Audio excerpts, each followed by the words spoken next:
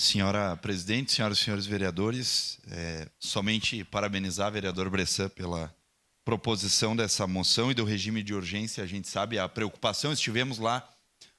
naquele dia, no local, analisando e escutando a comunidade, com a presença de diversos deputados estaduais e o deputado federal Marcon, inclusive, também, e dizer que, obviamente, nós apoiamos e tudo que venha beneficiar, em especial, o escoamento, inclusive o escoamento da produção, daqueles produtores, daqueles residentes locais que tanto labutam em prol da nossa agricultura e dentre outras questões mais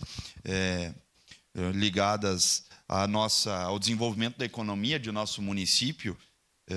com certeza nós estamos favoráveis e apoiaremos até o fim. E, obviamente, se vai ser um traçado, como foi apresentado por vocês, mais curto, por vezes mais econômico e de uma maneira que contemple a todos, obviamente essa casa ela tem que ser favorável e tem que levar até conhecimento do próprio executivo e pressionar para que sim a gente consiga implementar esse novo traçado. Presidente, obviamente, votarei favorável a esta moção. Obrigado.